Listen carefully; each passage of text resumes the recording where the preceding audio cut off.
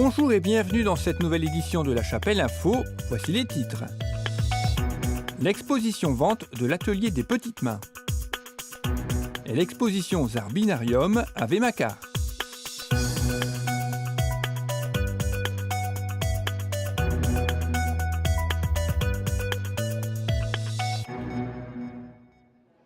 L'atelier des petites mains a organisé une exposition vente samedi 1er mars dans la salle polyvalente de la Choc. Cette activité est proposée par l'association des familles et elle est dirigée par Claudine Streck qui nous explique les raisons de cette vente. L'atelier des petites mains se réunit tous les mercredis après-midi de 14 à 17 h. Cette année, nous sommes 23. L'atelier des petites mains travaille pour le Téléthon principalement. Donc en décembre, nous vendons le matériel au profit du Téléthon. Et maintenant, nous faisons cette vente pour avoir de l'argent pour acheter du matériel pour le Téléthon. De plus, hier, c'était la journée des maladies rares. Donc si la vente est bonne, nous ferons un chèque à l'AFM pour ces maladies rares. L'association Vémacar au fil du temps a organisé une exposition samedi 1er mars dans la salle polyvalente.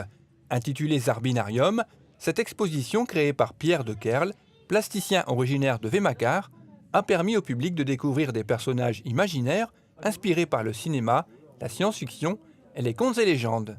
Le Zarbinarium, c'est une exposition qui a pour but d'emmener les gens dans un univers, un peu, de les immerger dans un univers qui trouve son inspiration dans plein de sources variées, principalement cinématographiques. Et, à travers ça, j'essaie d'aborder différentes thématiques autour de l'histoire, autour du fantastique, de la fantaisie, des légendes, des petites anecdotes issues de films.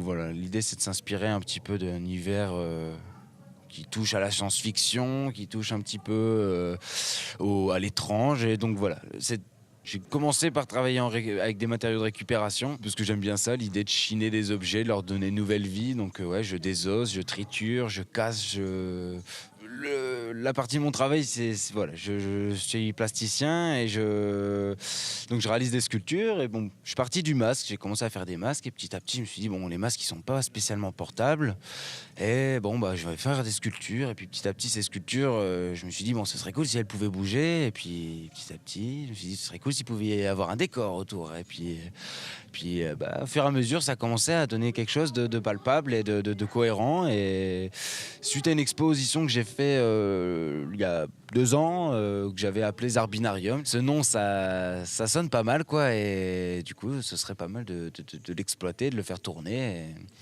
Donc j'ai créé ce cabinet de curiosité, du coup. Et j'ai gardé ce nom-là, que je compte bien étoffer et développer, de sorte à vraiment créer une exposition spectacle qui emmène les gens dans un univers sympa, un peu étrange, curieux, bizarre. Chacun trouvera des adjectifs appropriés pour qualifier ça, quoi.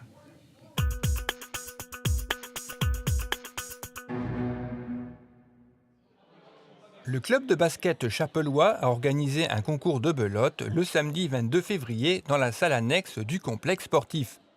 26 joueurs, répartis en 13 équipes, ont tenté de remporter un des nombreux lots offerts par le club et les commerçants chapellois. Le club comprend 150 adhérents qui évoluent dans des catégories allant de mini-poussins à seniors, avec une équipe senior A engagée dans le championnat pré-région.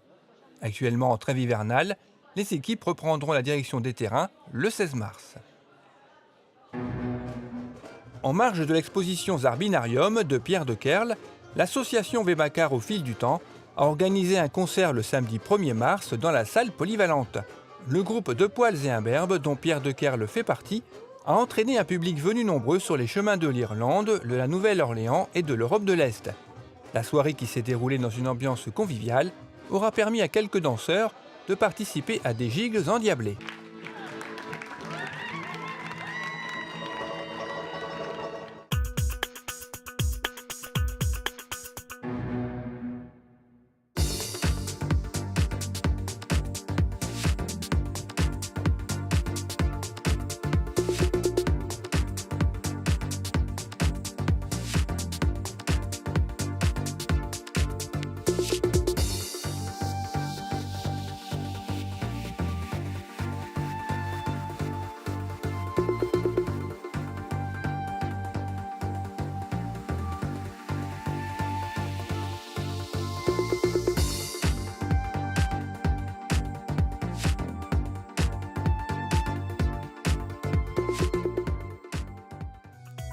Cette édition est maintenant terminée. Merci de l'avoir suivie. Rendez-vous vendredi 21 mars.